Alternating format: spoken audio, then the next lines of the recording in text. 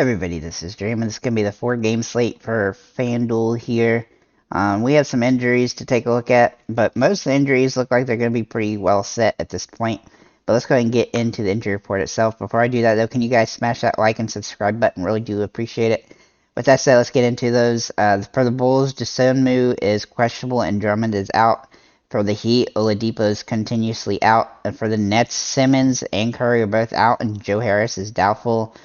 For the Magic, Suggs is questionable and Cole Anthony remains out. For the Thunder, Giddey is out. For the Timberwolves, Kyle Anderson and McLaughlin are both questionable. And for the Suns, Ayton is out and Craig is questionable. Also going to note that the Nets just fired their head coach, so Steve Nash, so we'll have to take a look at how that might affect this particular game today for the Nets. But anyhow, let's get into the players themselves that we do like on this particular slate. Starting with some guards here. We're going to start with Chris Paul. Now, Chris Paul's price point is pretty decent over here on FanDuel. He's been pretty solid this season. The real issue with him is that sometimes he hasn't been going super deep in the game, as in not playing like last 5 or 6 minutes. So we do have to take that into consideration here. But overall, he's been super solid so far this season. His floor is pretty good here, even if he doesn't play super deep. He's been good in most of these games, and he's not even getting really that many steals or anything either. He did in one game, which boosted his stats, but he should be able to get in the 35 to 40 range in this particular matchup relatively easily against Minnesota. I do think he'll play deep in this one as well. Kyle Lowry for Miami, he's been pretty solid so far this season with Oladipo out. His price point isn't super ideal over here on FanDuel, but he's still got a lot of upside, and getting to 32.5 fantasy points is what he needs for 5x. It's definitely doable in this matchup, and even actually quite a bit more than that against Golden State, where he's going to have to do extremely well to keep the game competitive. Shea Alexander, now his price point is much higher here on FanDuel than it is on DraftKings, but he's been extremely good so far this season, and I expected his price to rise over 10,000. He's definitely not my top pick at point guard, but he's definitely a good option if you just want to score a ton of fantasy points.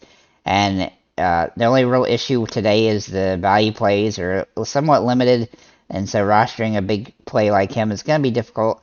You may want to be more conservative and go with, a Durant and Kyrie type of stack or something, but we'll have to see how this plays out throughout the day. But overall, he is a pretty good play, and he does have massive upside, so that's why I've included him here, especially on 4-game slates where just scoring actual points is going to be the biggest key. Kyrie Irving, now I didn't have him on the report until Ben Simmons got ruled out, and again, him and Durant both tend to be kind of shaky sometimes, but quite frankly, they've been playing really consistent so far this season. I do think that's going to blow up at some point, just because it's the way it's been for that team. But overall, Kyrie and Durant are both playing well, and it's hard to argue with that, with him being under 10,000 points, $10,000 as well. He's a pretty decent play. A little bit risky because he's Kyrie, and sometimes he has a 25 to 30 fantasy point game. But I do think with all the injuries, he's going to have some upside here.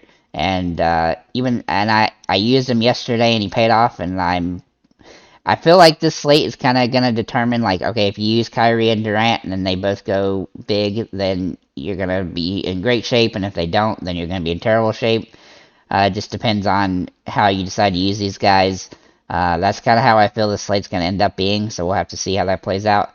For Jalen, for another guy I like here is Jalen Williams for Oklahoma City. Now, his price point isn't as ideal here on FanDuel as it is on DraftKings, but he is a risky value play because he hasn't played very much this season, as you can see. But overall, he should be the first guy off the bench with Giddey out in this particular game. And while there is a little concern that he won't get to 20-some fantasy points, he still has a little bit of upside in this particular matchup. Then we're going to look at Devin Booker for Phoenix. He's been playing extremely well and extremely consistent so far this season. He's only had one off game, really, and his price point is still a little bit low for what he will eventually be late in the season. And he's going to get up a lot of shots in this one, so I expect him to play well in this plus matchup for himself. Zach LaVine is likely to play today, and he is a boomer bust candidate simply because his price point is pretty fair, but he has 40 plus fantasy point upside. So he is a little bit risky because he's a boom bust guy, but I still like him on the particular slate.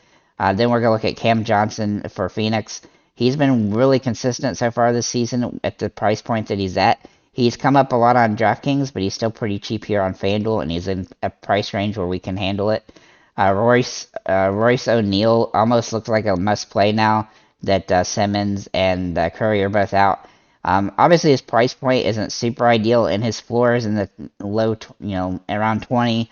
But he's going to get plenty of minutes, and he looks like a good play on this particular slate. He'll be the third guy with Durant and Kyrie, basically. Then we're going to look at Jimmy Butler for Miami. Now, his price point is a little bit low for what it's going to be as the season progresses.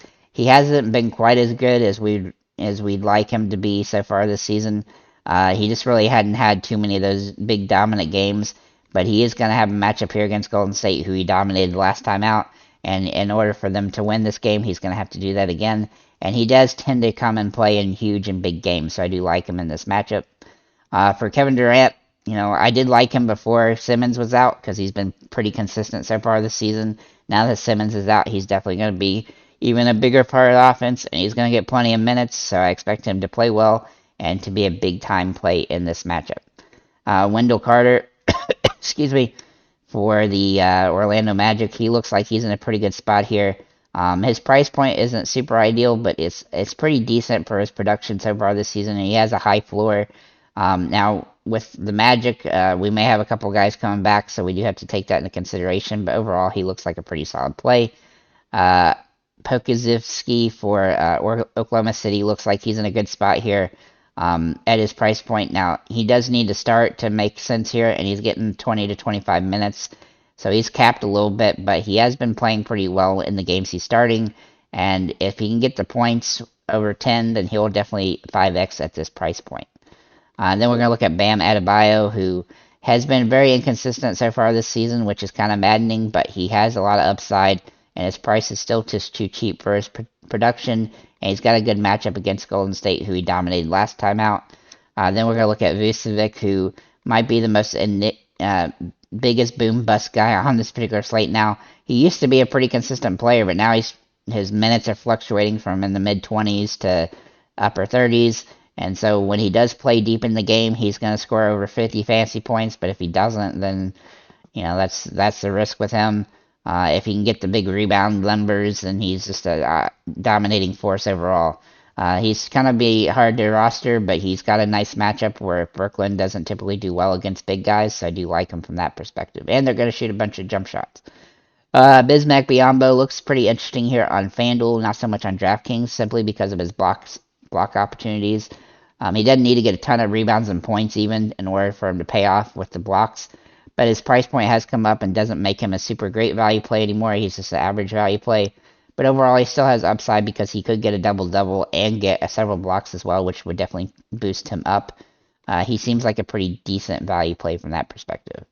And then finally, Nicholas Claxton for Brooklyn, another guy that's benefiting a lot from blocks this season. His price point isn't super ideal, but he does have bigger time upside because he has been more involved in the offense in some games. And I look for this to be a game where he's going to have to be involved if they're going to be able to keep up in this one.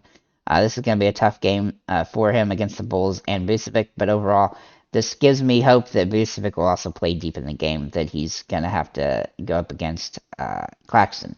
But that said, both these guys have rebounding opportunity. He has rebounding opportunity, and his price point is still pretty good for what his potential in this game is, and he's definitely become the main center for Brooklyn. So that's what I have for this slate. It's a very small slate, so obviously it's going to be a little bit difficult.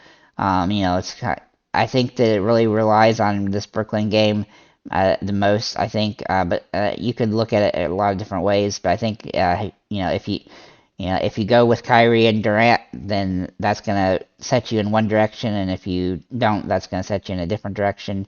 And I think that's going to be the make or break for this particular slate. We'll see though. So if you have any comments or questions about this one, feel free to leave them below. Thank you guys for liking, commenting, subscribing, and have a nice day, guys.